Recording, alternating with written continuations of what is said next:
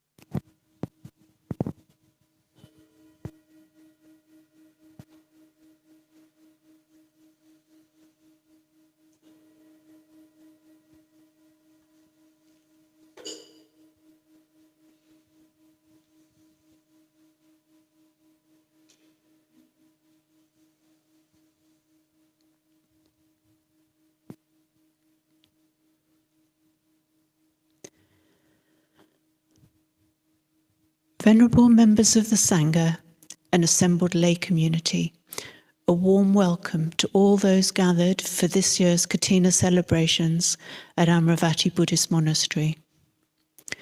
As lay people, we have gathered here wishing to make a Kathina offering to the Sangha, which has spent the 3 months of the Vasa living here at Amaravati. This year we are once again honoured by His Majesty King Maha Wajira Longkorn Phra Wajira Klau Chow Yu Hua of Thailand with his offering of a Kathina robe, which will be presented by Kunpam Yupayong Pontanapong. We extend a particular welcome today to the Thai Ambassador, His Excellency Mr. Patsanu Suwanashod. To give you an outline of the proceedings today, when Ajahn Amaro has rung the bell to start the ceremony and has lit the candles, those who wish to participate will chant the dedication of offerings. The lay people will then be led by Kun Bun Song in taking refuge in the Triple Gem and the 5 Precepts, which you will see on your screen. This is followed by a request to the Sangha for Paritta chanting made by Kun Pei. After the Paritta chanting, the Kathina narrative will be read. Then the Royal Thai anthem will be played, during which the lay people in the temple are asked to stand up, and we will be joined by the ambassador to the Thai embassy, who will bring the Royal Kathina robe into this assembly. Kun Pam will then formally offer it to the Bhikkhu Sangha. The monks nominate one senior and respected bhikkhu who has spent the rains retreat at Amaravati to receive the Kathina cloth. A cloth is also offered to the nuns community. Similarly, the nuns nominate one senior and respected Siladhara who has also spent the rains retreat at Amaravati to receive their robe cloth. After offerings of other requisites are made, there will be a blessing dedicated to the king in Pali by Ajahn Amaro. Ajahn Amaro then leads the Sangha in Anumodana chanting. The bhikkhu receiving the Kathina cloth makes the announcements that the requisites have been properly offered. The verses of sharing of blessings are chanted in Pali and in English, and the closing homage for the Kathina ceremony is chanted. After 15 minutes break, the Dhamma talk will be offered by Ajahn Amaro, and the live streaming will end after that. Later in the evening, the formal Sangha act, or Sangha Kama, of the sewn Kathina robe being offered to the recipient will take place within the monastic communities.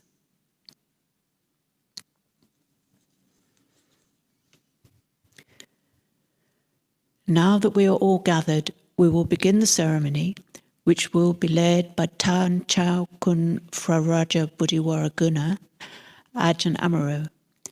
The words to the dedication are available in the description section of your screen.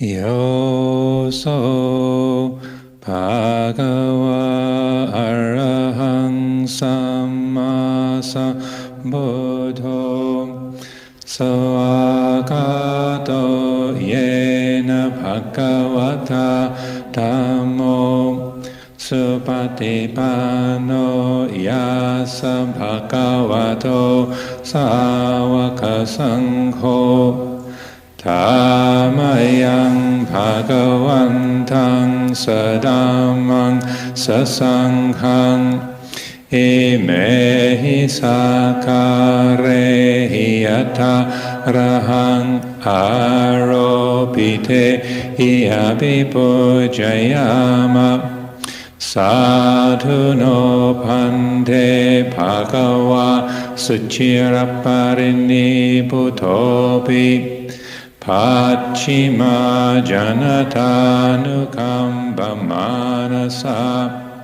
ime sakare dukhatapana karabute patikanhatu amhakang digaratang hitaya sukhaya Arahang Samma Sambuddho Bhagava Buddhang Bhagavantang Abhivademi Swakato Bhagavata Dhammo Dhammang Namasami Supatipanno Bhagavato Sawaka Sangho Sanghang Namami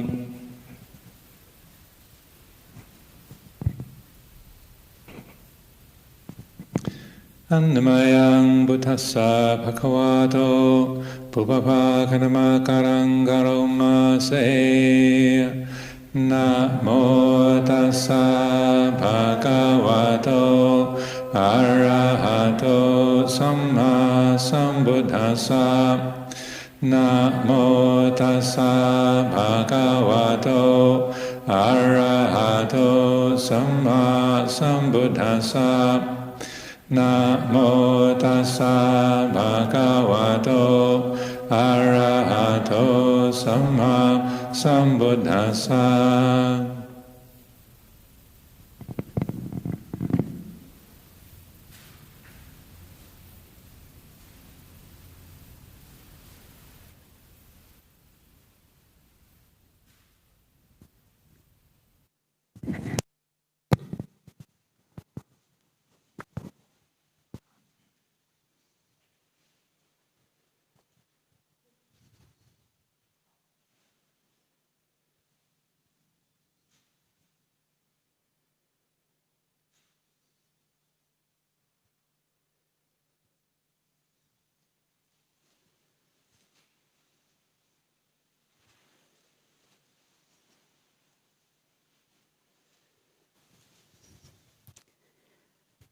Now Kun Bun Song will request the 3 refuges and 5 precepts, and the text is available.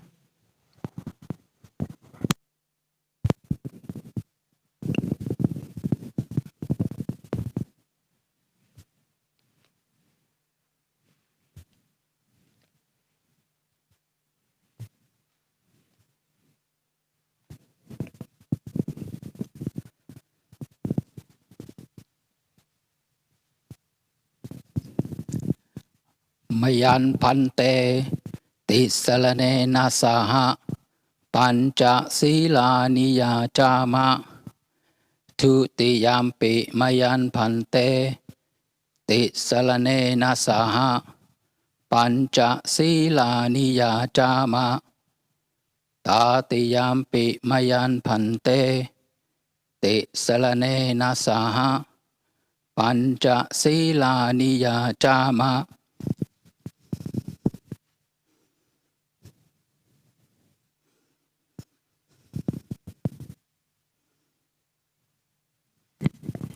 So if I can remind the lay people joining in with this, the encouragement according to the coronavirus protection standards is to just respond with a quiet speaking voice, not a loud chanting voice.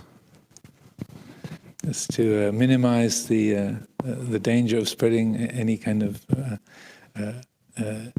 the influence of the virus if anyone is carrying. So we appreciate your cooperation.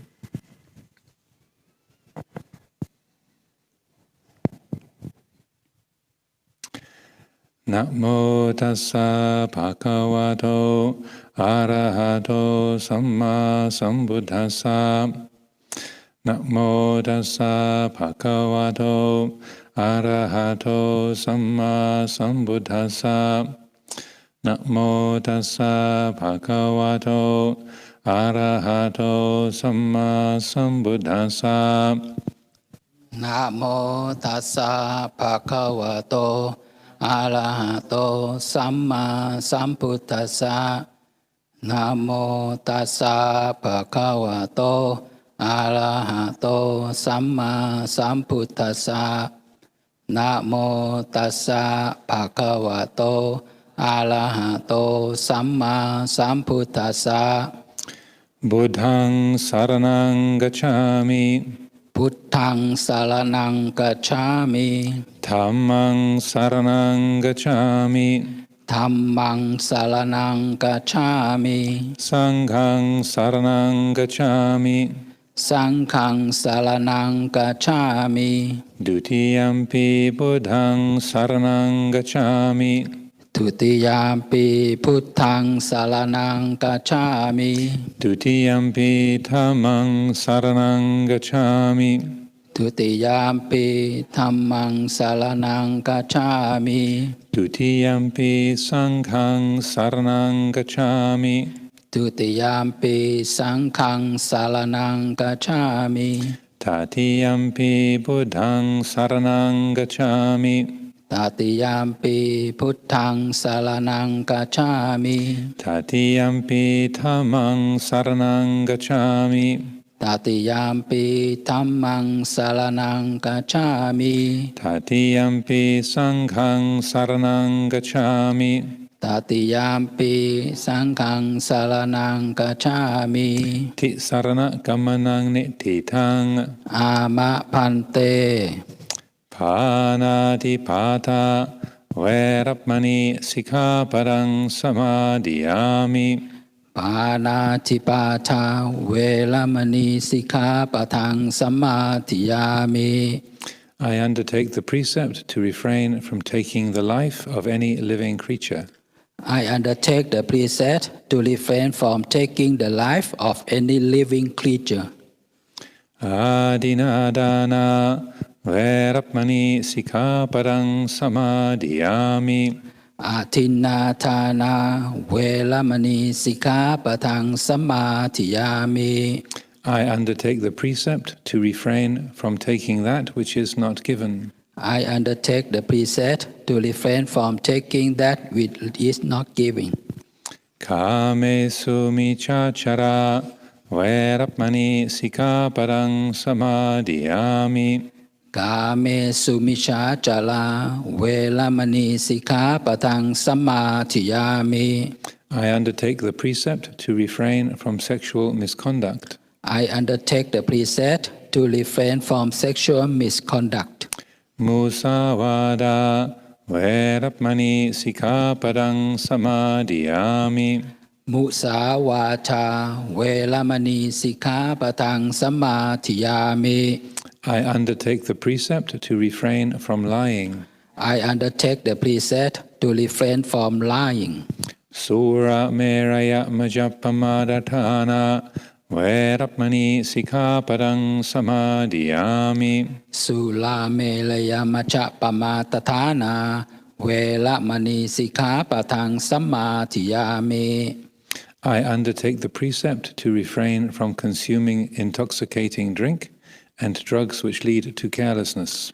I undertake the precept to refrain from consuming intoxicating drinks and drugs which lead to carelessness. Imani pancha sikapadani silena sugatingyanti silena poga sampada silena nibutingyanti tasama silang viso daye. Sadhu, sadhu, sadhu.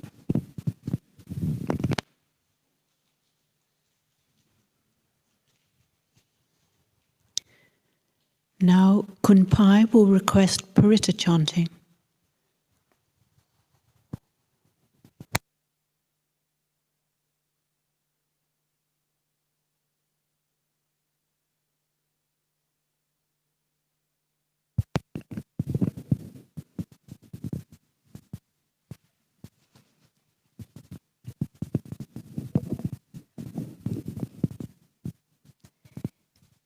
Vipatti patipaya Sappha sampati siddhiya Sappha dukkha vinasaya Parittang pruthamang Kalang vipatti patipahaya sappha sampati siddhiya sappha phaya vinasaya Parittang pruthamang kalang vipatti patipahaya sappha sampati siddhiya sappha kavinasaya Parittang pruthamang kalang.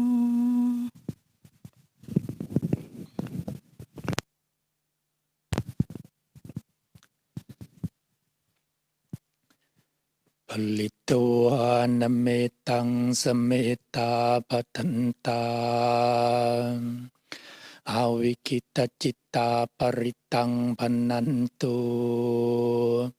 Sakhe kame carupe kirisikarattate cantalike vimane Tiperate cakame taruvanagahane kehavatumi kete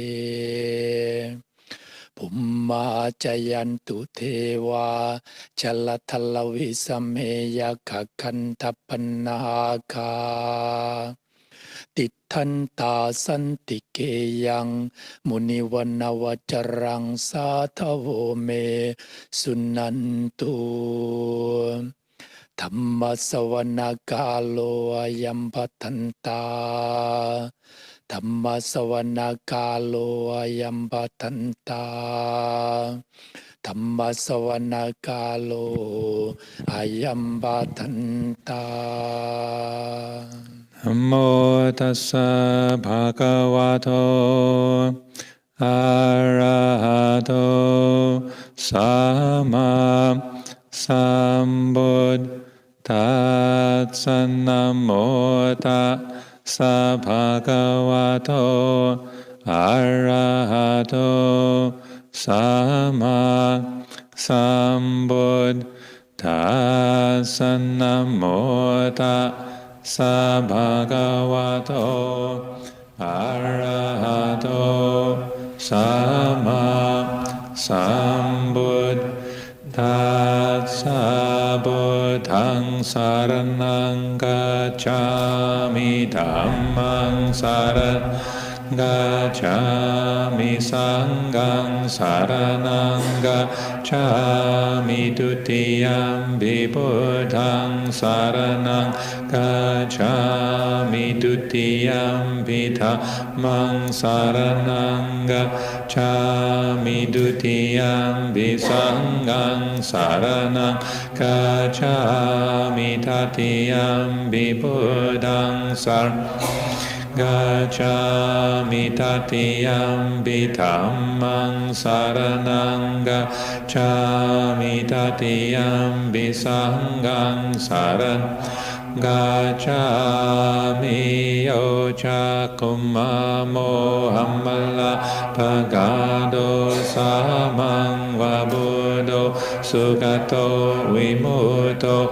marat sapasa vinimocayando pape sike mang janatang vinayang buddhang varantang sirasa namami lokat sanatan ca vinayakan ca tande jasate jaya siddhi hotu sabang taraya ca vinasamendu dhammo dajoyo viyata sasatu dase silo katsa visuddhimagang niyaniko dhammadarat sandari sadavaho santikaro sucinno dhammang varantang sirasa namami moha pandalang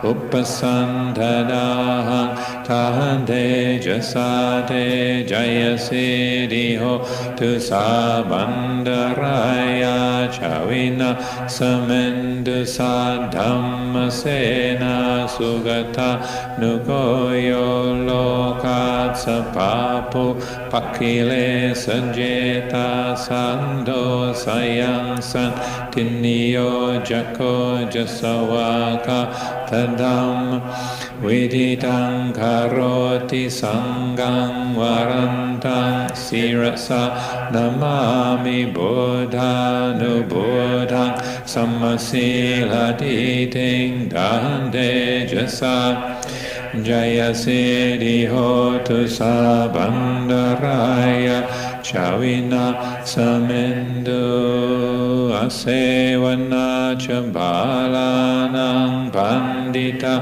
nanja sevana puja japu chaniyanang etamang kalamutamang patirupande sawa socha bumbe chakata punyata atasamma paniticha etamang kalamutamang bahusa chanchasi panchavinayo chasusikito subhasita chayavacha etam galamutamang mata pitu padanang putandarat sasanggaho anakula cakamanta etamang galamutamang danang catamma cariya canya takanan casanggaho anawa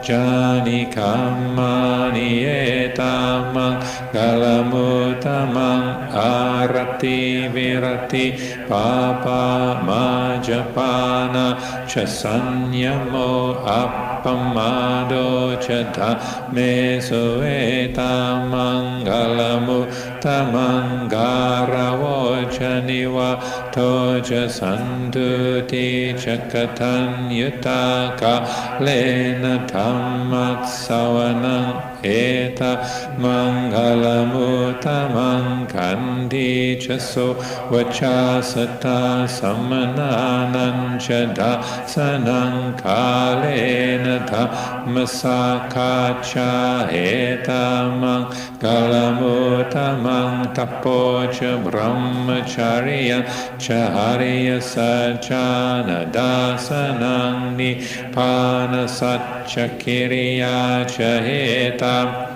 Galamutamang bhutat saloka dhamme hichi tang yatsanakam patiyasokang virat kemang etamang galamutamang disani katawana sabatam parajita sabata soting gacandi tam desan mangalamutamandi karaniya mata kusalena yandang tang badang abhisame cha sako uju cha suvacho chat samuto anatimani sandhu sako cha suparo cha pakicho cha sa lahukavoti santindriyo cha nipako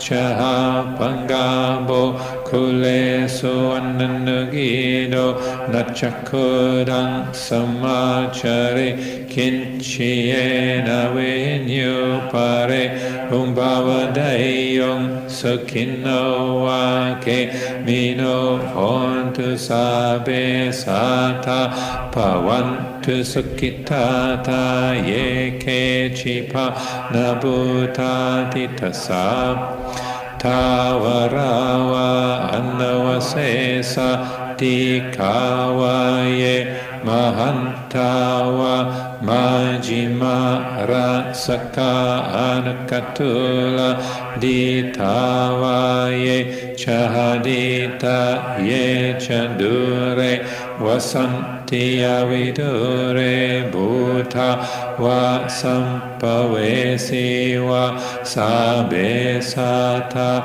bhavantu sukhitata naparo parang nikubetanatima yetakatachinang kinchi baya rosana patika sanya nanya manya sadukami chayamata yata niyang putang ayusa kaputamanurake ewa pisapapu te sumana sambhavaye aparimanang metanchasa balokasming mana sambhavaye aparimanang udam adochatiriyan asambadang averang asapatang titan jarang niseno vasayano yavatan savigatamido etang sading adi taya brahma metang viharang indamahuditin chahanupagamasi lovada sanena sampano kame suvinayage nahi jatu gambasayang punare tipiso bhagava arahang samma sambuddho vicca charana sampano sugato lokavidu anuttaro purisana masarati satta deva manu sanang buddho bhagavati savakato bhagavata dhammo sanditiko akaliko hipasiko opanahiko pachatang vedita bovin Iti supatipano bhagavato sāvaka saṅgho Ujjupatipano bhagavato sāvaka saṅgho Nyāyapatipano bhagavato sāvaka saṅgho Samiccipatipano bhagavato sāvaka saṅgho Yatitaṁ ca Tari purisa yugāniya tam purisa bhukala esa bhagavato sāvaka saṅgho ahunayo pahunayo dakinayo anjali karaniyo anuttarang punya ketang lokatsati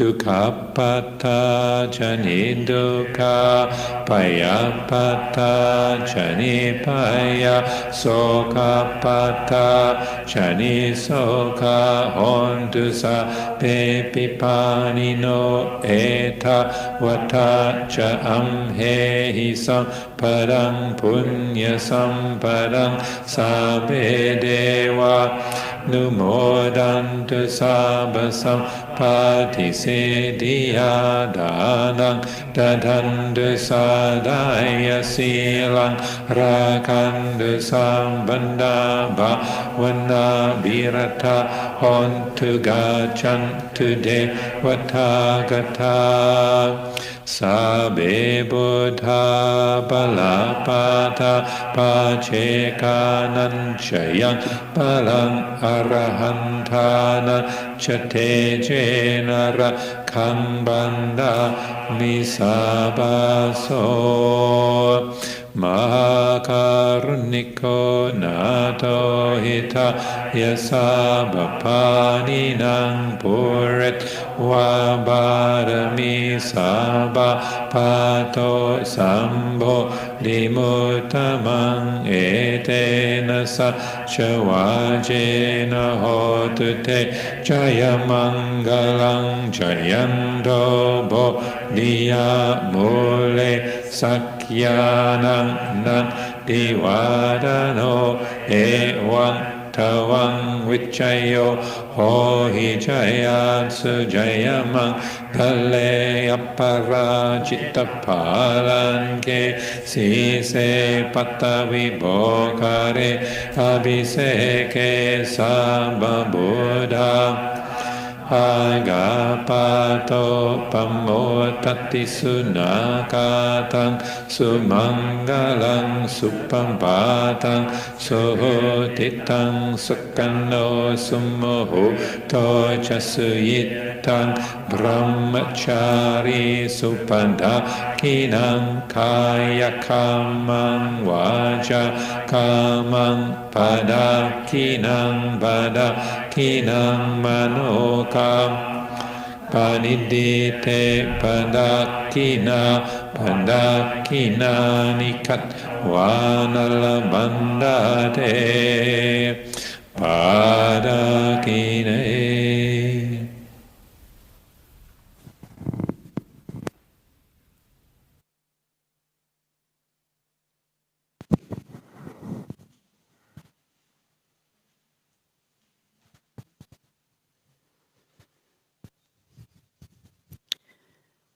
The Kathina narrative.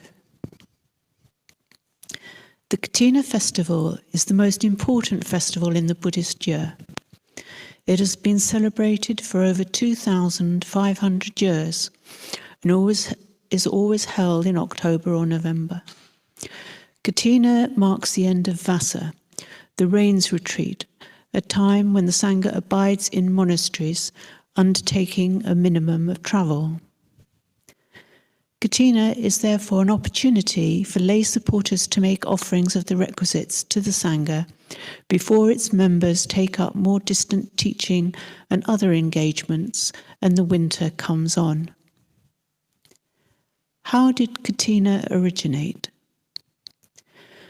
According to the scriptures, the Lord Buddha was staying at Savatthi, at Jeta's Grove and Natapindika's Park. A group of 30 bhikkhus who had been travelling to meet him there were unable to reach their destination before the rainy season started.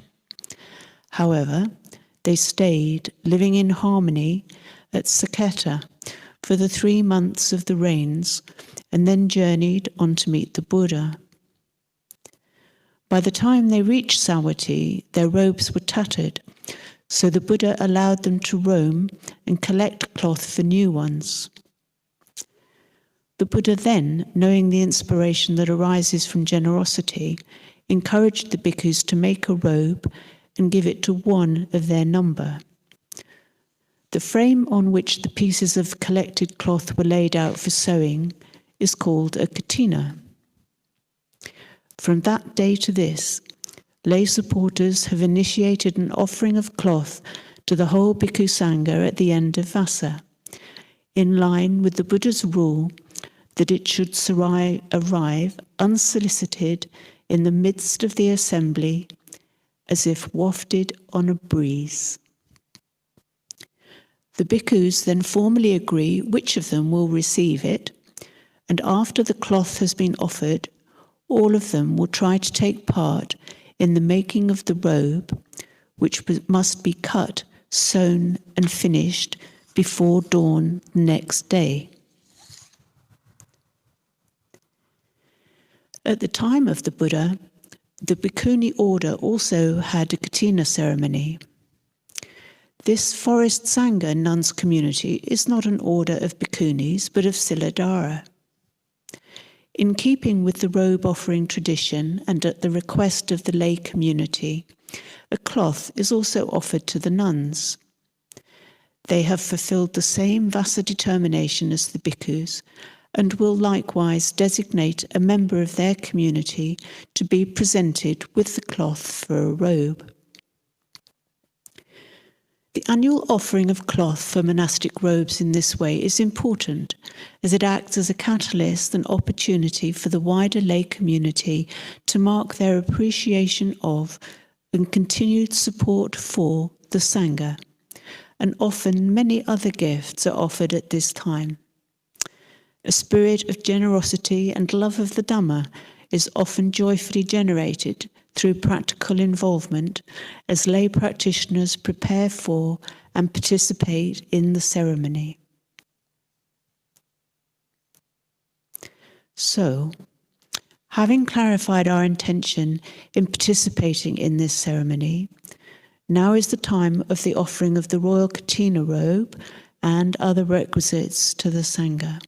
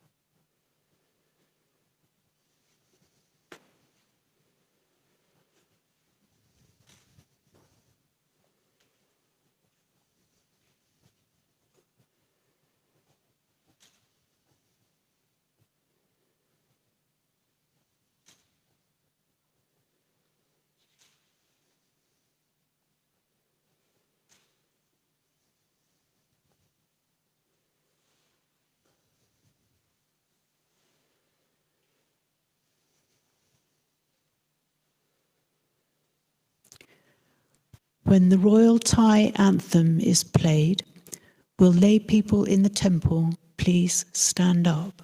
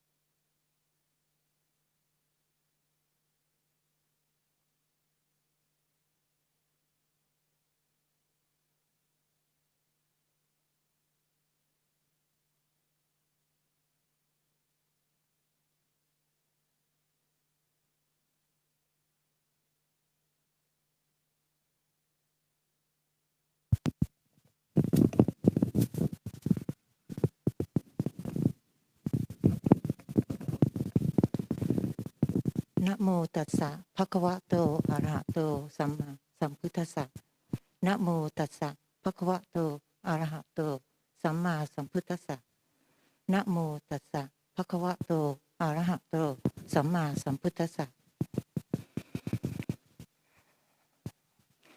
ผ้าพระกฐินทานกับทั้งผ้าอานิสงส์บริวารทั้งปวงนี้ของพระบาทสมเด็จพระปรเมนทรมาธิบดีศรีสินมหาวชิราลงกรณ์มหิศรภูมิพลราชวรางกูลกิติสิริสมบูรณ์อดุลยเดชสยามมินทราธิเบศรราชวโรดมบรมนาถบพิตรพระวชิรเกล้าเจ้าอยู่หัวผู้ทรงพระคุณอันประเสริฐกอบด้วยพระราชศรัทธาโปรดเกล้าโปรดกระหม่อมพระราชทานให้นางสาวยุพยงปุณธนพงศ์และครอบครัวน้อมนำมาถวายแด่พระสงฆ์ซึ่งจำพรรษาการท่วนไตรมาสในอาวาสวิหารนี้ขอพระสงฆ์จงรับผ้าพระกฐินาทานนี้กระทำกฐินัฏฐารกิจตามพระบรมพุทธานุญาตนั้นเถิด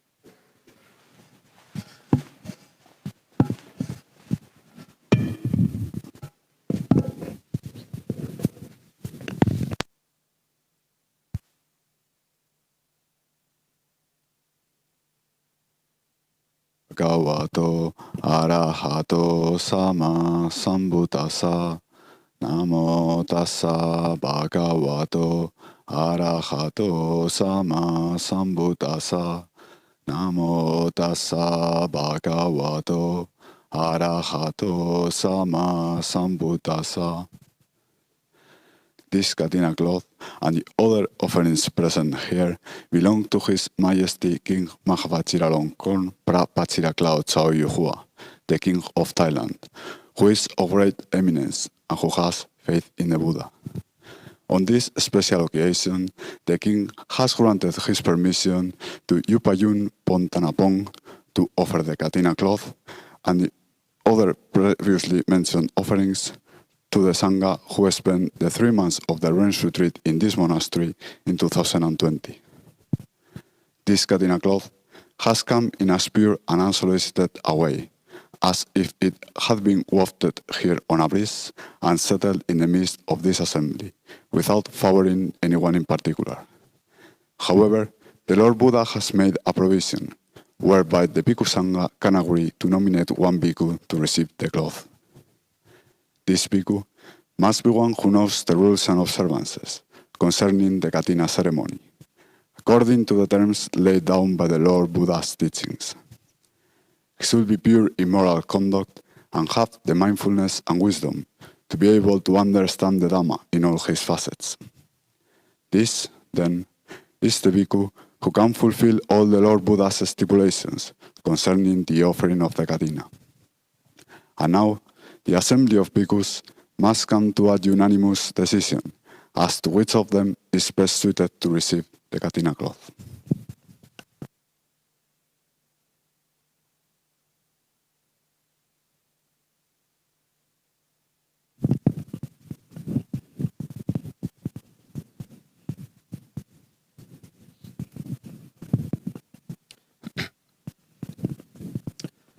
This Kathina cloth and all these offerings have been considered suitable for Dhammanando Bhikkhu.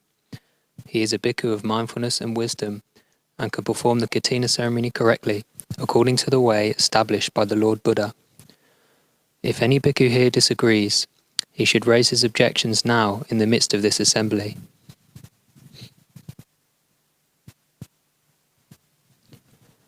If everyone agrees, then they should express their agreement by saying sadhu in unison.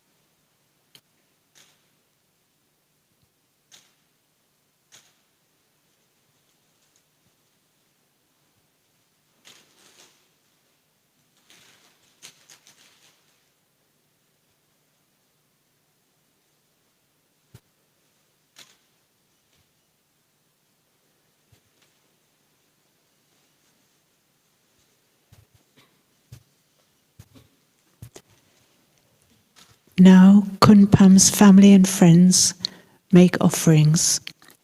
First, Kundao.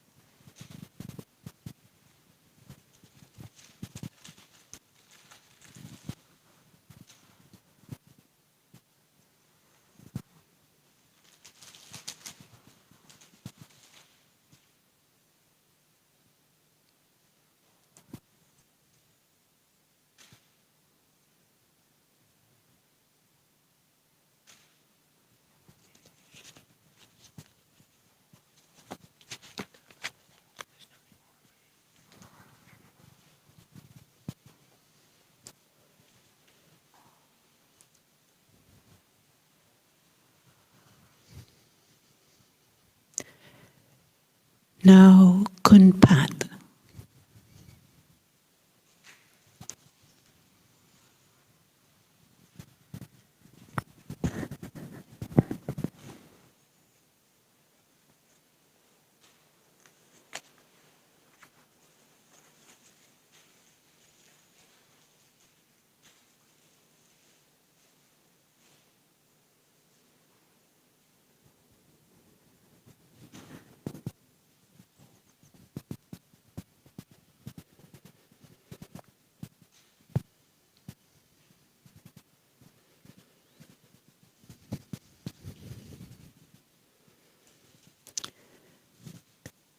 Kun Vicky and Kun Lek.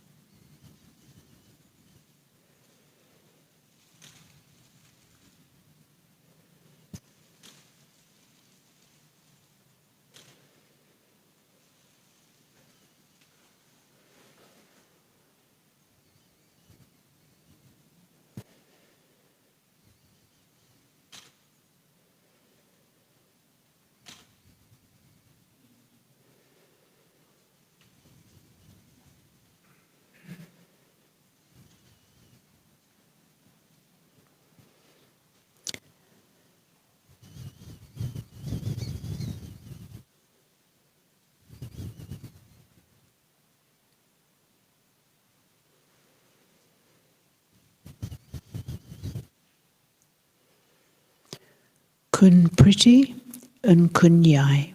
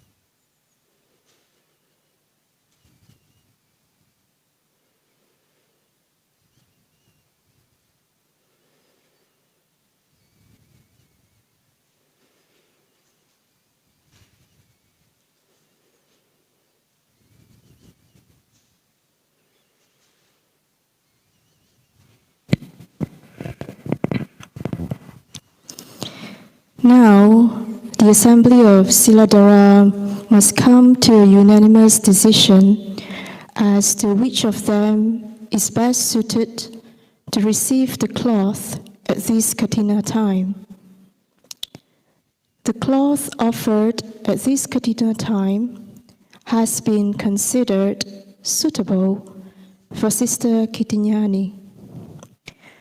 She is a Siladhara of sound moral conduct who has a good grasp of the Dhamma and is well grounded in the spirit and letter of the Lord Buddha's teachings.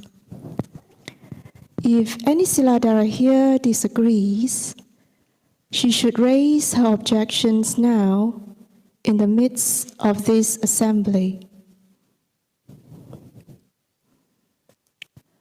If everyone agrees, then they should express their agreement by saying sadhu in unison.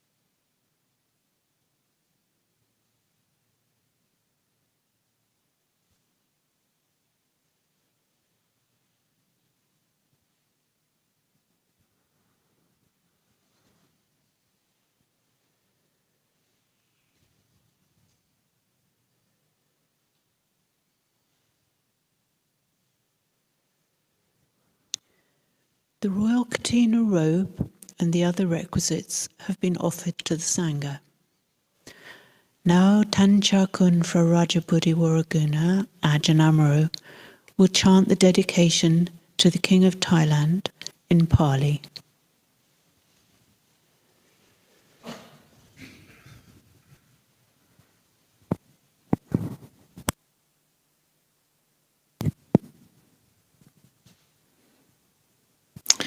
Atireka vasatang jivatu. Atireka vasatang jivatu.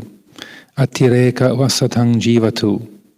Dighayuko hotu arogo hotu. Dighayuko hotu arogo hotu. Sukito hotu mahavajira lankarana raja.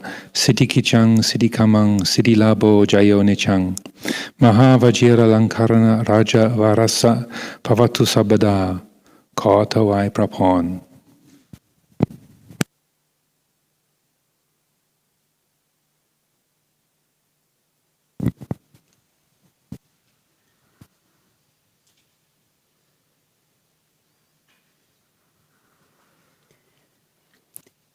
Now Ajahn Amaro leads the Sangha in chanting the Anumodana, and the designated bhikkhu, Ajahn Dhammanando, makes the traditional receiving announcement.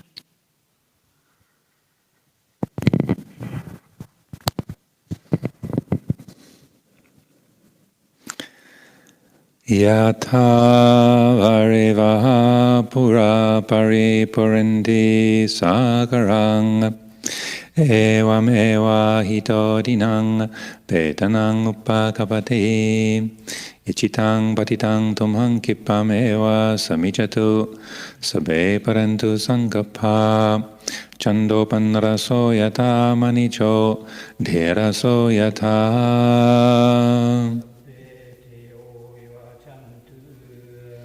Sabarogo vinasatu mate bhavat vankarayo sukidikayuko pava abhivadanassilesa niccang vudha pachahino chattaro dhamma vadanti ayuvano sukang Balang Kale Dadandi Sapanya Vatanyo Vitamachara Kale Nadinang Arieso Ujupode Sutatiso Vipassana Manadasa Vipula Hotidakina Yedata Hanumo Dandi Veya Vajangarondiva Natena dakina ona depi punya sapakino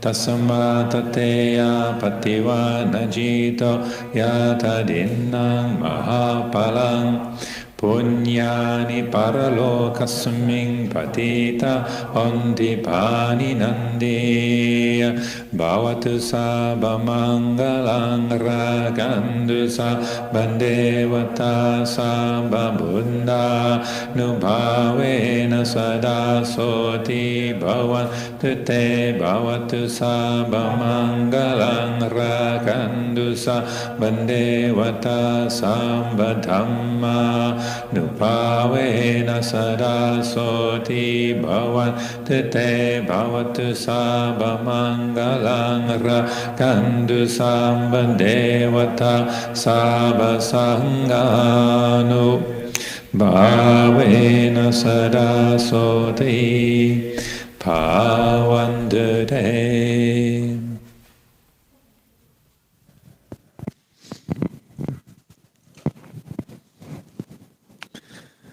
Can take this opportunity to say a few words of great appreciation.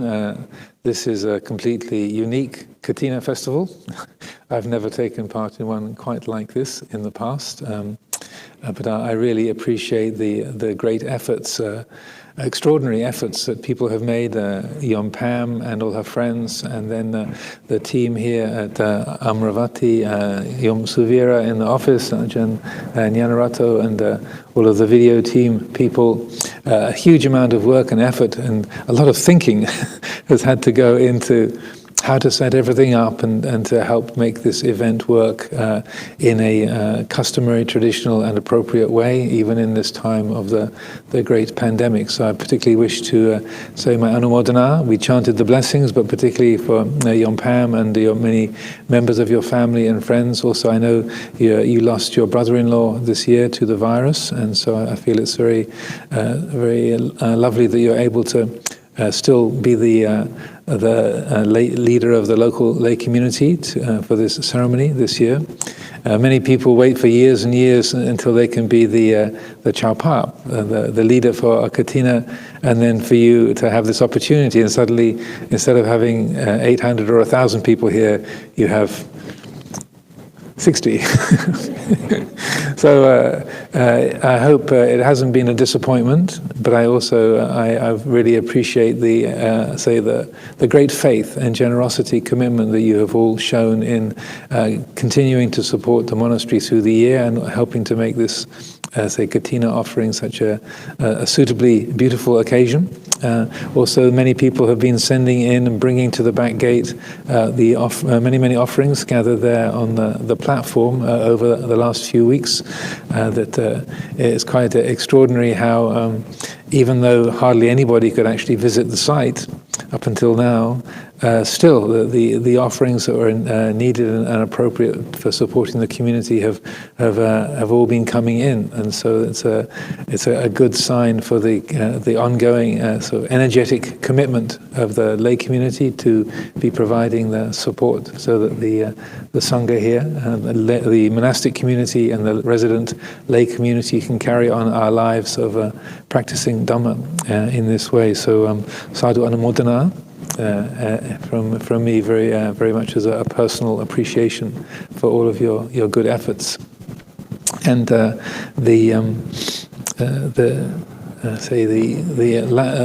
finish, the next parts of the ceremony will be the recipient of the robe on the monk side, his announcement, and then we have a Dhamma talk this afternoon, and the ceremonies to complete when we've completed sewing the robe. And this year, I don't know if people are aware, but we have a plan to sew at least the monk's robe. I'm not sure what the nuns are planning, but the monk's robe we plan to sew by hand. This is something that a number of the branch monasteries in Thailand, at Wat Ba Nanachat, and other monasteries, they've taken to putting the machines aside and doing the whole robe by hand. So we're aiming to do this today.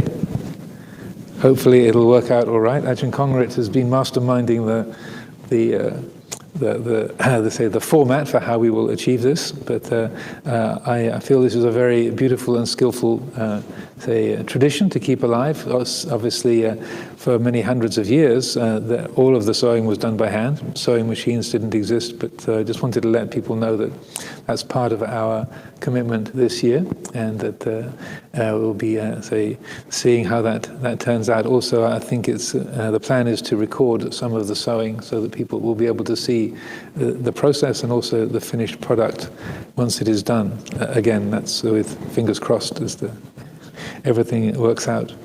So without further ado, I'll invite Ajahn Dhammananda to make the appropriate announcement for the receiving of the cloth.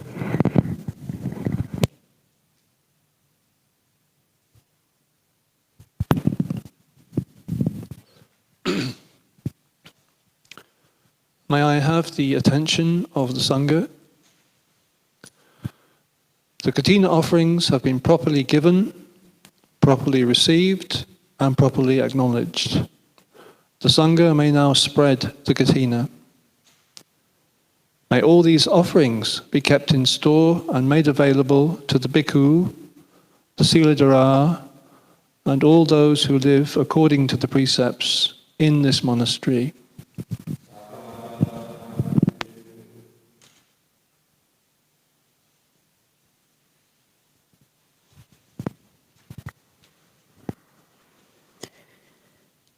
Now Ajahn Amaro will lead us all in the reflection on sharing of blessings in Pali and English, and a closing homage to close the formal part of the ceremony will end with paying respects to Ajahn Amaro.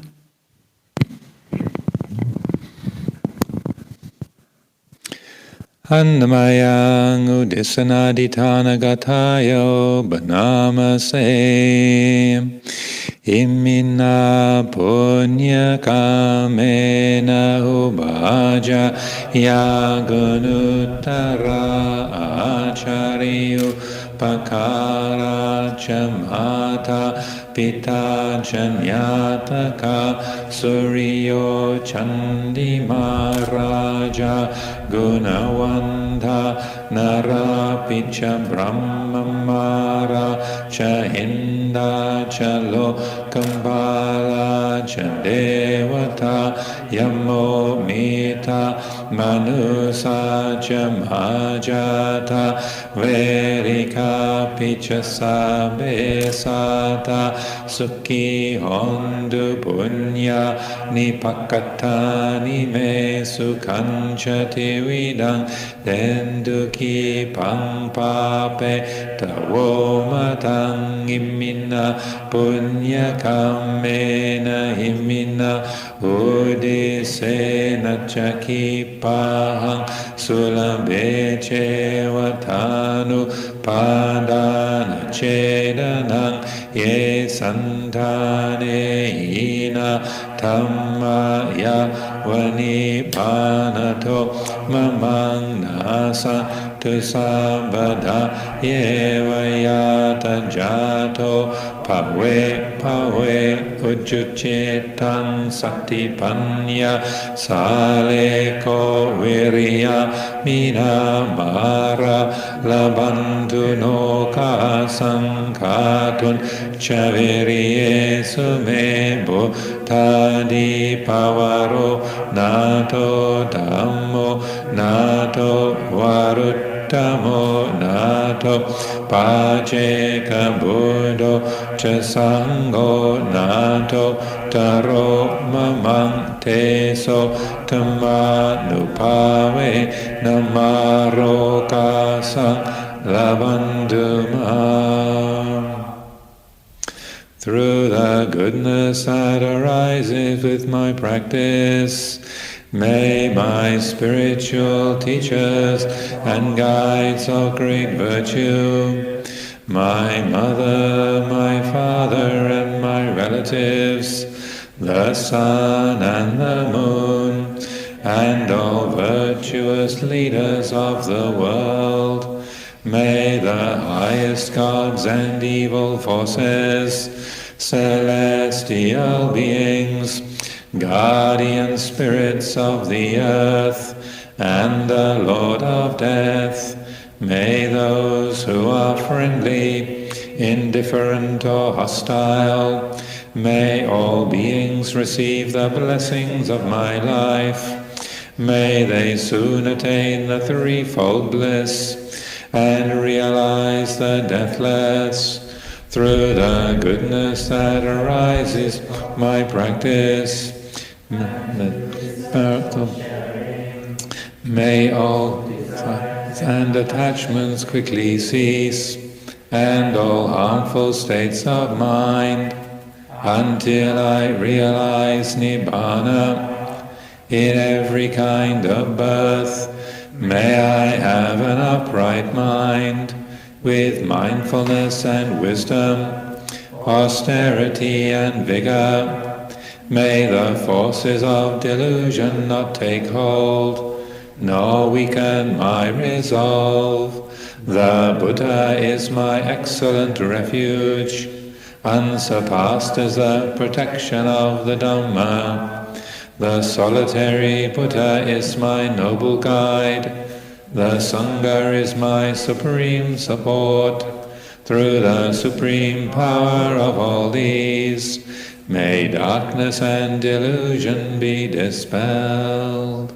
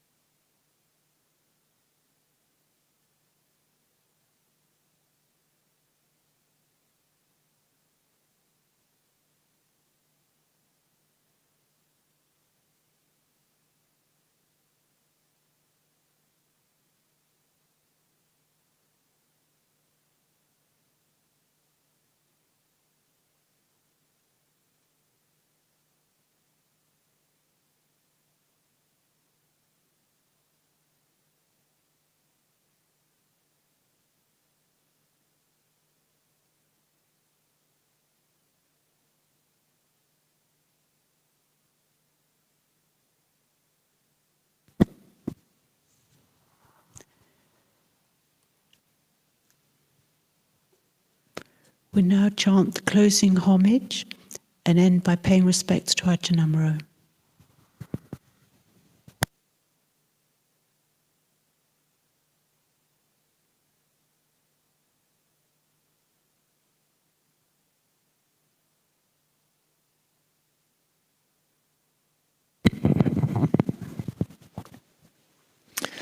Arahang Samma Sambuddho Bhagava Buddhang Bhagavantang Abhivademi Swagato Bhagavata Dhammo Dhammang Namasami Supatipanno Bhagavato Sāvaka Sangho Sanghang Namami.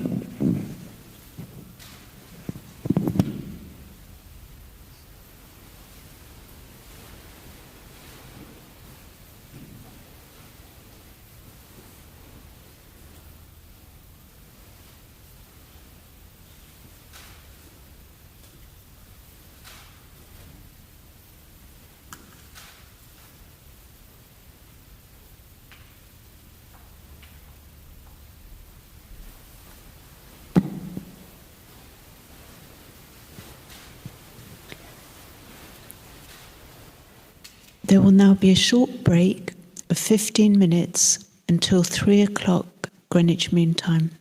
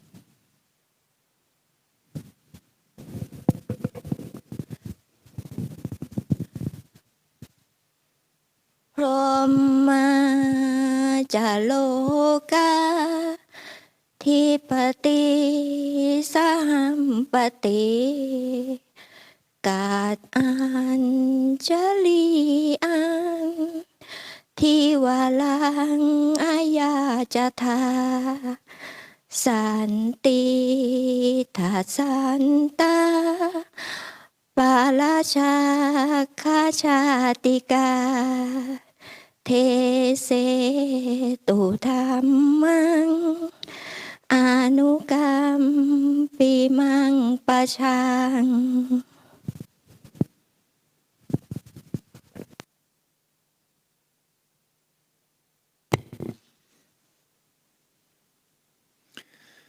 นะโมตัสสะภะคะวะโตอะระหะโตสัมมาสัมพุทธัสสะนะโมตัสสะภะคะวะโตอะระหะโตสัมมาสัมพุทธัสสะนะโมตัสสะภะคะวะโตอะระหะโตสัมมาสัมพุทธัสสะบุตังธัมมังสังฆังนะมัสสามิ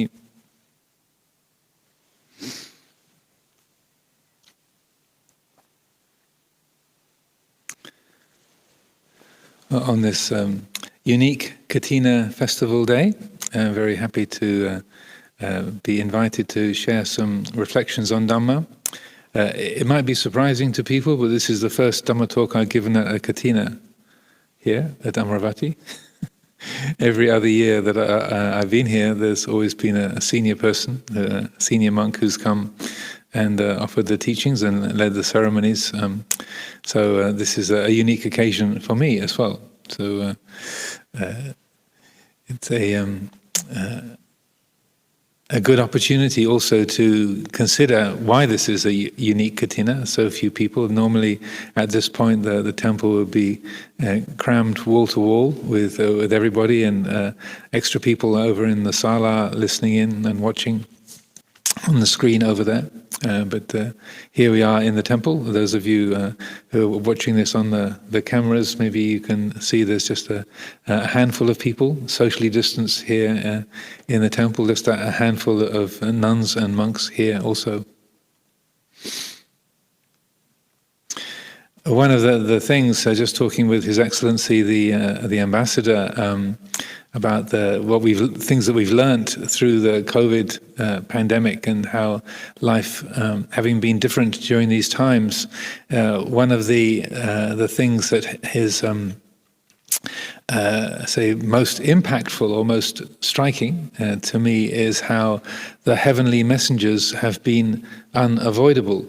Oftentimes, for not just in the outside society, in the ordinary lay world, but also within the monastery, we can get very complacent. We can get very used to having our jobs, our family, our routines. We go where we want to. We do the kind of things we like to do, and the issues of old age and sickness and death and the fragile nature of life are very much pushed to the edges. And this is not new in this current age. This was also happening back in the time of the Buddha. But that kind of complacency, taking things for granted, is very, very common in our lives. And one of the, in a way, the strange blessings of the pandemic is that we can't avoid the messengers, the heavenly messengers, the Devaduta, as the Buddha called them. We can't avoid them because almost every aspect of our lives, both within the monastery, around the monastery, has been affected by the impact of this disease. We've had to close the gates to visitors. We have the face coverings, these breathing masks that we have to wear much of the time. The distance apart, we have to sit from each other, and not to mention the number of people who've caught the illness, who've died from the illness, and the economic impact. So many businesses have folded. so many lives have been greatly disrupted. So we can't ignore the messenger. I don't think you could go anywhere, either in the UK or probably most countries of the world, and say, and find someone, and you could say to them, coronavirus, and they'd say, what is that? I think everywhere in the world people will recognize coronavirus or COVID-19. So that is something that the Buddha encouraged us to do, was to notice those messengers, the Devadutta, and to listen to the message that they bring. In this respect, it's interesting that the Buddha called old age, sickness, and death, and then the renunciant, the fourth of the heavenly messengers, he called them heavenly, deva. They're divine, and so why would he use a word like that to describe them? Most people would think of old age, sickness, and death as hellish messengers. They're samrap narok. They're kind of dangerous, painful. They have the attributes of hell and difficulty and pain. So why would the Buddha call them heavenly? And to me, it hinges around the fourth messenger, the spiritual seeker, as people might know. When these are talked about, old age, sickness, and death were the things that, according to the legends, the Bodhisatta encountered when he left the palace and went exploring with his charioteer, Channa, and he saw, first of all, an aged person bent over and crippled by age, a sick person, and then a dead body. And he'd never, according to the legends, he'd never seen old age or sickness or death before. And then his charioteer, Channa, said, "Oh, this happens to everyone. Yeah, we're all subject to this." And then the fourth of the messengers that they encountered was a wandering yogi, a samana, a seeker, and the Buddha, as a bodhisatta, as a prince, said, "Well, what is this person doing? Why are they dressed so differently? Why are they somehow living in a way that's so much of a contrast to everybody else? What's this person doing?" And then Channa said to the Bodhisatta, "Oh, this person is seeking the deathless. They are a samana, a yogi, one who is looking to transcend the wheel of birth and death." So some of the legends tell these stories, and the symbol comes down to us of these four heavenly messengers. And the fourth one is, in a way, the solution to the first three. I would say that's why they are heavenly, in that the presence of aging and sickness and death, they wake us up. They help us to stop being complacent, to stop taking things for granted, so that even though we might have our family and our business and our responsibilities, our monastery to run, they're telling us that this is all very fragile. This is all, say, subject to change. This is not under our individual control. So, wake up. Look at what it is that your mind is fixed on. Look at the things that you make valuable or precious, and what really matters in life. What are the important things? And so that the symbol of the samana or the religious seeker, it doesn't mean just taking up monastic life, but it's more a symbol of looking within, looking at your own values, looking at the things that you make important in your life, and so the Buddha encourages that, and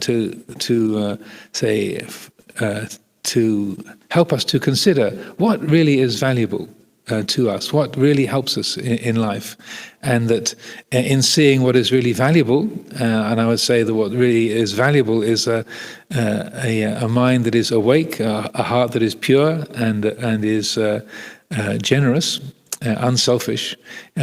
That is what we realize. That's what we awaken to. There's a very beautiful dialogue between the Buddha and King Pasenadi, king of Kosala.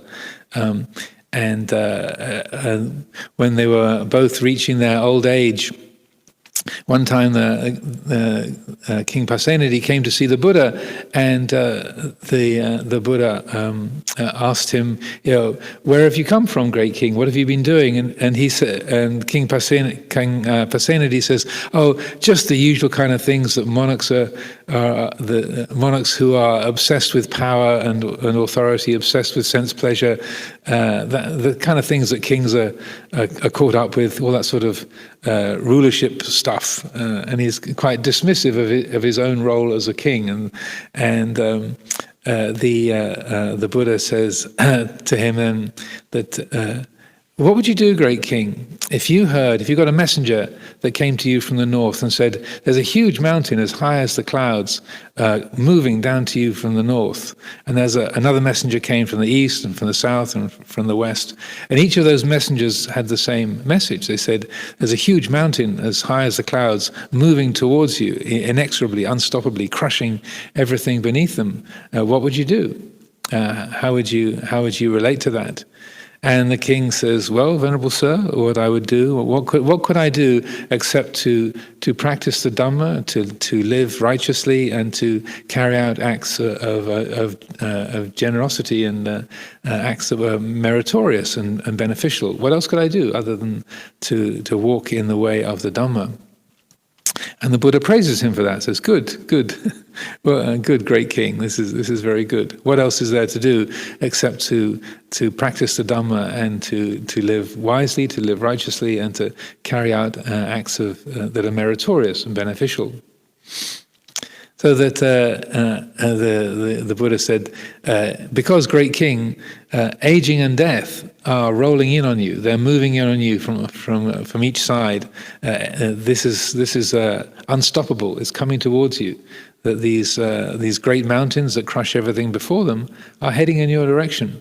They are unstoppable, the process of aging and death. So, in the face of that, then what is there to do except to practice the Dhamma, to live wisely, and to carry out acts of generosity, acts that are meritorious? So I feel this is a very good, say, informative dialogue as we are here now in the UK and around the world. The mountains have encroached upon us. They have arrived, and the sickness and death are very close and unavoidable. And so, what is the message that they bring? And why is that heavenly? It's because that the mind is caused to let go of its worldly concerns, its worldly interests, and instead, rather like King Pasenadi wisely reflected, says, well, that being the case, what else is there to do? What's more important than practicing the Dhamma, living wisely, and carrying out meritorious acts, doing things that are beneficial, helpful, and that are acts that generate punya, boon, in our lives. It helps us to the messengers, even though they have a very off-putting aspect of sickness and death. They are very challenging or threatening. They're heavenly because they help us to reshape our priorities. They help us to live in a way that bring about those heavenly states of mind, because when we make living in accordance with Dhamma, carrying out meritorious acts, we make that the priority, we see that is valuable and important for us to do, then that brings a brightness to the heart. That is the kind of deva, the bright quality of the heart, of the mind, is strengthened, is empowered through acts of kindness and goodness. And so that I feel this is one of the reasons why the Buddha called these the heavenly messengers, even though they might not look very heavenly. They don't look like sort of shining devas. Sickness and death are kind of threatening or off-putting in some ways. But if they are received and understood, and it's recognized, how that fits into our life, then the result of that is a brightening of the heart, that we are able to let go of the sort of superficial or activities and interests that are maybe entertaining or exciting or or interesting, but don't really have a lot of value. They don't really bring any kind of great benefit. They're not anything that is truly valuable in an ongoing way. Kathina time is a time of offering, of generosity. So we have these many material offerings.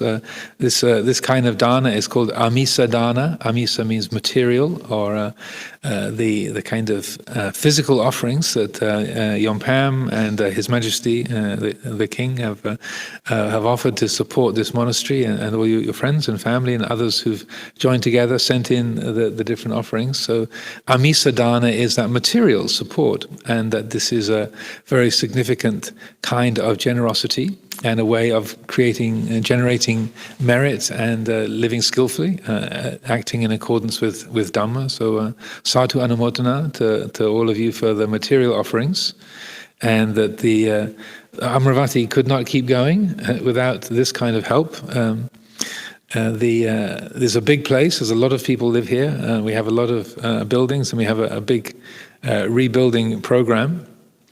We have a high overhead. Even when we try to keep it low, it's still challenging. So the amisa dana element is extremely important.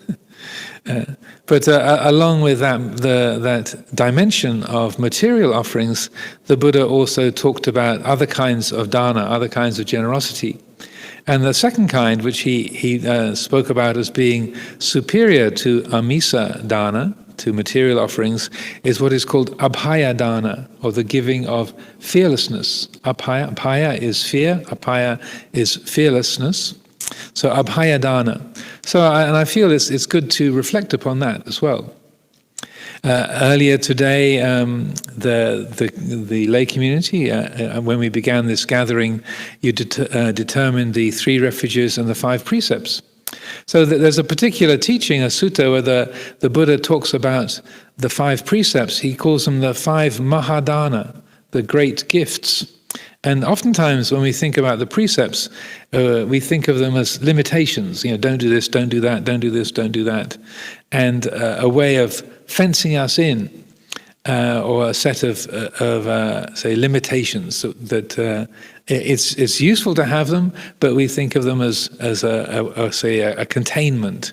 But I feel it's very interesting to reflect on, why did the Buddha call them gifts, the 5 great gifts?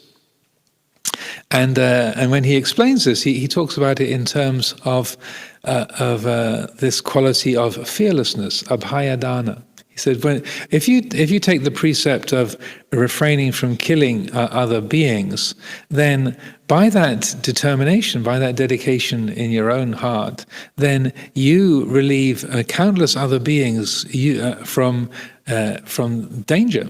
You are giving them the gift of freedom from anxiety, freedom from distress, freedom from fear. And in turn, you also bring to yourself freedom from anxiety, freedom from distress, accordingly. Similarly, if you don't steal, if you don't take things that are not given, or you don't engage in sexual misconduct, you don't lie, you don't use intoxicants, then by that act, you are giving others around you a freedom from fear, a freedom from anxiety. If people know that you don't lie, they don't have to be worried when you're talking to them that you're going to be deceiving them. If they know that you don't steal, they're going to feel at ease because you're not going to try and cheat them of anything. And so you are providing freedom from fear. And so I feel that's very very helpful to consider. That the keeping the precepts is a gift. It's a kind of generosity that it makes you help to contribute to a benign and helpful atmosphere around you. People know they can trust you. If you say something, that they know that you haven't got a hidden agenda, or that you're not trying to get something from them, or you're trying to hide something from them, so that they can be at ease. And that's a very wonderful thing that we can contribute, even with social distancing and the limitations of contact that we have each other now during this pandemic. I feel that that kind of dana, that kind of generosity is not to be ignored. And that I feel is a very skillful way of looking at the precepts. It's also interesting, there are many Thai people gathered here today, and so I'm very glad to have so many of you on site on this special occasion. And it was interesting when we established the monastery in California, I chose the name Abhayagiri for the monastery. And that is the name of an ancient monastery in Sri Lanka.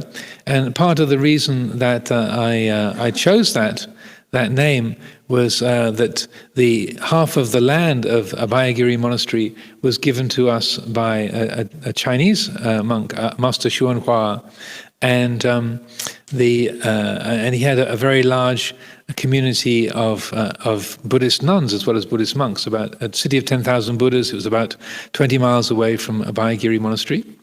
And so there's about 5 times as many nuns as monks in that monastery, opposite to Amaravati. We have more monks than nuns here, but there the balance is the other way around. And so Master Hua donated this land, 120 acres of land, to Ajahn Amaro to help us start a monastery in California. So I wanted to find a name that somehow was traditional Pali name, but also reflected our connection with the Chinese community. So I had read a little bit of Buddhist history, and I found out that the nuns' order in China had originally come from Sri Lanka. And the nuns that went to China from Sri Lanka came from a branch of Abhayagiri Monastery in Sri Lanka, which is an ancient major temple in Sri Lanka. And also Abhayagiri Monastery in Sri Lanka, the ancient place that was founded about 2,000 years ago, it was known for welcoming the practitioners from different traditions, different Buddhist traditions. So you had Theravada, Mahayana, Vajrayana practitioners all living and working there together. It was known as that kind of a meeting place. And so that I thought, well, since this monk from the Chinese tradition has made this very, very generous offering to our community in a gesture of helping to bring the northern tradition and the southern tradition closer together, if we chose the name Abhayagiri, it would reflect that kind of ecumenical, if that's not too long a word, that kind of, say, that kind of a meeting point between traditions, and also would reflect the connection that the Chinese Buddhist community has with Sri Lanka through the nuns who came from the I think it was the Lalita Vihara, was a branch of Abhayagiri that went to China. Anyway, so we chose the name Abhayagiri, and then when Thai people came to visit, they say, so the name means forgiveness mountain, huh? They say, because in the Thai language, as people know, the Thai people know at least, that Apai, forgive my bad pronunciation, means forgiveness. But it comes from the Pali, abhaya, meaning fearless. It's the same word, but it's so that the meaning has drifted a little bit from fearlessness to forgiveness. But they are related, and this is another aspect, I think, of abhayadana, is it's about carrying around grudges. If you understand patika in Pali, that sense of if you have negative feelings towards someone and you carry them around, someone in your family or someone in the workplace, someone that maybe an old school teacher who treated you badly, and you kind of carry them around and you nurse these feelings of negativity and how you've been betrayed or hurt, and you don't want to let that go. So apai and asking for forgiveness, ko apai, is a big part of our tradition and our customary practice. And end of the Pansa, we just finished the Pansa, the rains retreat here, and there's a ceremony of asking for forgiveness at the end of the Pansa. And so I think it's good to bear in mind with Abhayadana. It's also if you don't carry grudges around, if you don't have that negative feeling towards other people, again, you are giving them the gift of fearlessness. They don't have to tighten up when you walk in the room. Oh, it's her again. That you don't have to be anxious when you meet people, that you're not carrying around any kind of negative feelings or the sense of a judgment or a fixed opinion about someone that maybe you've had an argument with, or they've spoken in a bad way to you, or they've cheated you or something. So that I feel that along with Abhayadana coming from the precepts, that Abhayadana is the readiness to forgive. And I think it's very much in the spirit of Kathina and the spirit of offering and the kindness and generosity, giving people the space to not be perfect, forgiving people for having done stupid things or acted in ways that are hurtful or have let you down or mistreated you. You're not pretending that you like it, but you're also not punishing yourself as well by carrying that around. So I feel that's also a very important kind of generosity to practice, to really apai, if that's the correct terminology, to offer, to give forgiveness. And also in the English word forgive, the word give is right there in the middle of it, and that is not an accident. It's like it is a giving. So I feel that to see where we carry people around, or we have those particular painful memories, for each of us to see that, oh yeah, there's Uncle so-and-so, oh yeah, my brother, oh yeah, the boss that I used to have, whenever I hear his name, just to notice that and to consider, can I let that person go? Can I no longer carry them around? These kinds of giving, the Buddha spoke about, the highest kind of giving is called Dhammadana. As he says in the teachings, Sabbadanang Dhammadanang Jinati. Of all the kinds of generosity, of all the kinds of gifts, the gift of Dhamma conquers all the others. Jinati means to conquer, or to sort of comes out on top. So again, on this occasion, I think it's good to consider the gift of Dhamma and to reflect on why is that something so highly praised by the Buddha. Why would he say that kind of gift of Dhamma is the supreme kind of gift? So oftentimes when we see those words, it's often printed in the front of a Dhamma book, and someone has sponsored the printing of a Dhamma teaching, and that is very valuable, and we're very appreciative. Amongst the offerings for this Kathina, we've received quite a few Dhamma books. And we make quite a bit of effort to produce Dhamma literature and to spread that around. But I would suggest that Dhammadana is not just printing Dhamma books, and it's not just giving teaching, giving verbal teachings. Certainly that is part of it, and I would say that I can't guess exactly what was in the mind of the Buddha. I wouldn't be so presumptuous as to say I know what the Buddha was thinking, but one of the reasons why the Buddha would say Dhammadanang, Sabbadanang, Dhammadanang Jinati, that the gift of Dhamma is the greatest gift, is that he saw that was something extraordinary and unique in the human world, humans and devas, is the effect of the Dhamma teachings. In the Kevada Sutta, at the beginning of the Kevada Sutta in the Digha Nikaya, the Buddha says that there's two kinds of miracle. There's two kinds of abhinihan. There's the miracle of psychic power, like reading people's minds or flying through the air or looking into past lives. So that's one kind of miracle, is the miracle of psychic power. The other kind of miracle is the miracle of instruction, of Son, explaining Dhamma, teaching Dhamma. And he said, of these two, the miracle of instruction is the superior. And that you might think that flying through the air or reading people's minds is pretty far out, pretty incredible, and pretty amazing. And you might think, well, I've heard hundreds of Dhamma talks, but I've never read anybody's mind. I've never flown through the air. So that would be much more impactful. But again, the Buddha doesn't choose his words casually.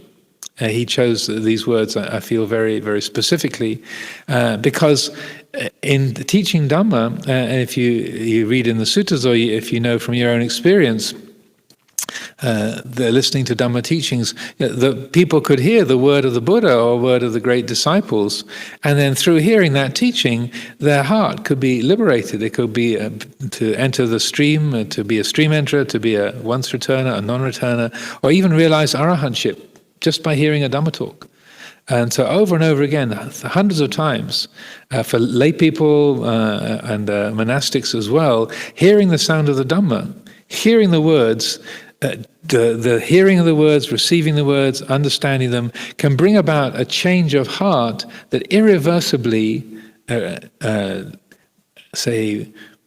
brings into being a realization of truth, of Dhamma. It liberates the heart through hearing the Dhamma. So the Buddha said, that's a miracle. That's something to be really amazed at, and that's far more important than flying through the air. That's a greater miracle, that you can hear the sound of some words, that it can impact the heart, and like, oh my goodness, that's what that means. Aha!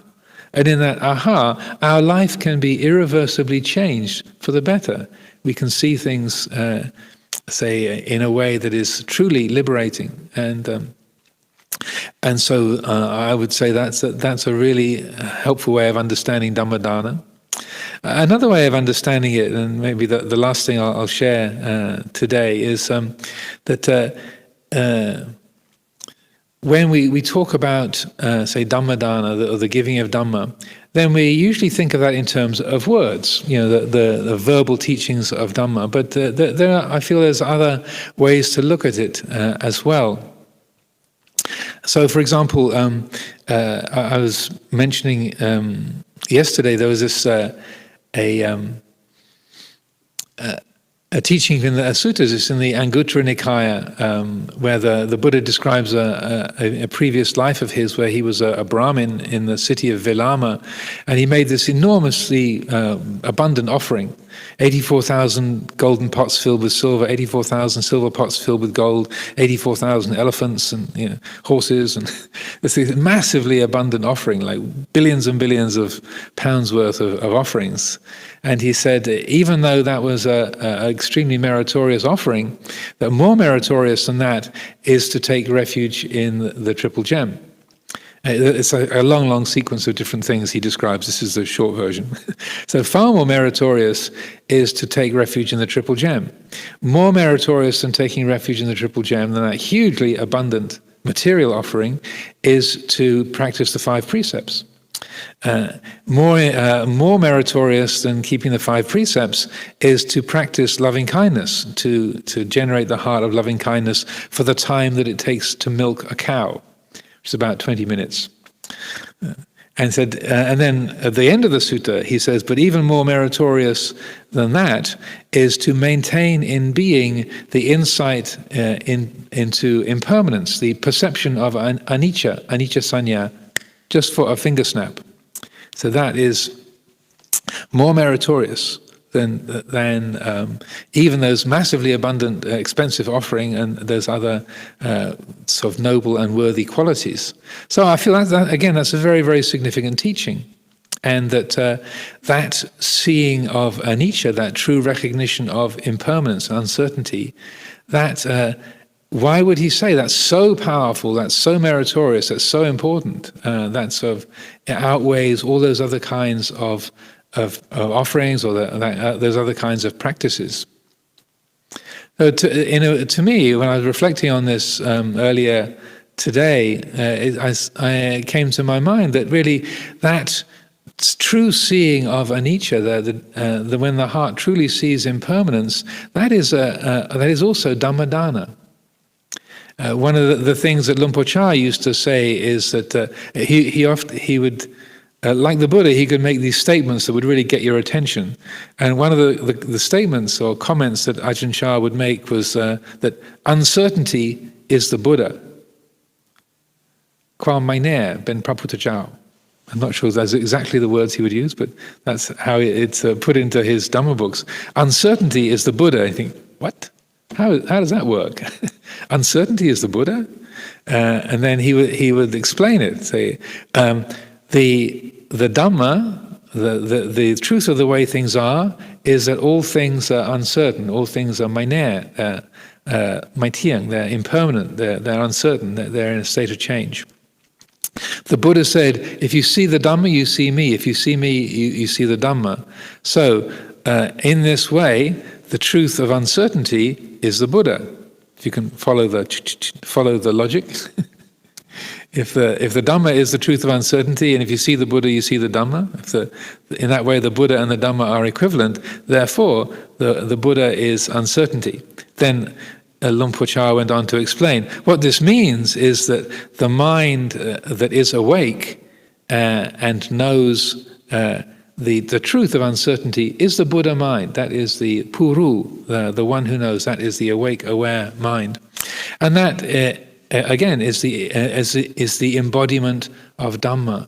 So that if this isn't too complicated, I would say when the mind, the heart, truly knows the truth of anicca, then it is embodying the Dhamma. It is that is the presence or the actualization of the Dhamma, the realization of Dhamma, right there in that.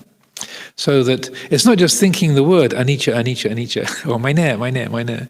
It's not just holding the word in your thoughts, but that a real change of vision, that seeing things differently, that the way the mind holds its experience. And if that quality of uncertainty, of quam mainer, is really seen, then there's a letting go of seeing things as solid or permanent or predictable, and a letting go of the sense of I and me and mine as a solid, independent entity. Let's go of the subject, let's go of the object. And so that right there is the mind is awake, it's aware, and very peaceful and free in that moment. So in this respect, I feel that Dhammadana, the giving of Dhamma, is also in that that is, say, actualized, that is made real by the mind awakening to anicca, seeing impermanence. And a way that we can do this, again, following Luang Por Chah's advice, is that, and he was extremely skilled, brilliant at giving very, very simple practices that cut very deeply through our delusions. He said, if you want to develop the anicca sanya, whenever your mind makes a judgment that says, oh, this is really good, ask yourself, is that so? If your mind says, oh, that's really awful, ask yourself, is that so? If the mind it says, oh, this is just what I wanted, ask yourself, is that so? If your mind says, oh, this is just what I didn't want, ask yourself, is that so? Whenever the mind judges, has an opinion, it takes hold of something, you have a feeling of ownership, like, this is mine, is that so? Then this simple way is how we can bring that anicca sanya, that perception of anicca, to life. You have to do it to make it work. It's like you have to get in the car and drive it to get somewhere. You have to employ this for it to have a good effect. But if you do, then I can promise that it will really change the way that your life is experienced. And so if you make this a simple practice, it doesn't mean that you won't be able to make decisions or be effective in your work or in your relationships or in your life, but rather you find there's a lot more space in the world. There's a lot more space in the relationships you have with people. There's a lot more space in the workplace, in the family, in the political arena, in the monastery. But it takes an effort to remember to do that, because we so easily get caught up in, we like something and we say, yeah, that's good, or we dislike something, oh, that's bad. And we believe that. But it takes an effort to see that judgment being made and then step back and say, is that so? Is that so? Is that so? Jingla, is that so? and then when you ask that question, Jingla, is that so? Is that true? Then just watch what happens in the citta when you do that. There's a spaciousness, a relaxation that happens. At least in my mind, that's what happens. And By way of finishing the Dhamma talk today, I offer that for consideration and encouragement. There are these different ways that we can carry on the practice of dana, amisa dana, material giving, abhaya dana, the giving of fearlessness, and then Dhamma dana, the offering of Dhamma and embodying Dhamma and being that the presence of Dhamma in the world, and then we can see the beautiful, say, illuminating, enriching effects of those kinds of offering.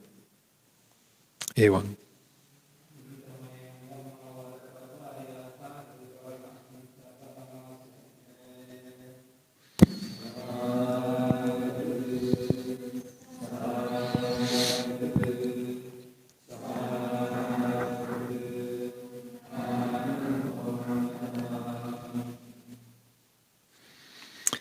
I think we'll finish with one final closing homage. Is that the plan, Ajahn Amaro? I haven't got my... Okay. That feels suitable to finish by paying respects to the Triple Gem.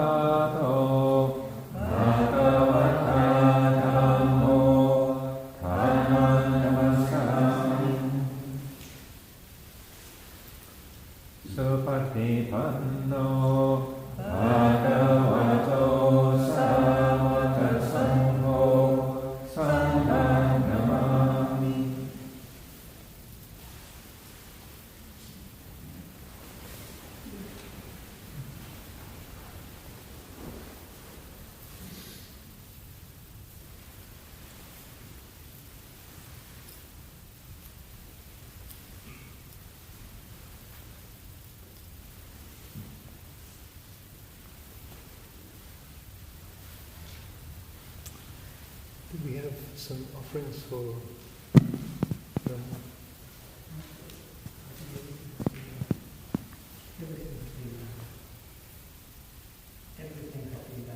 Everything's done? Okay.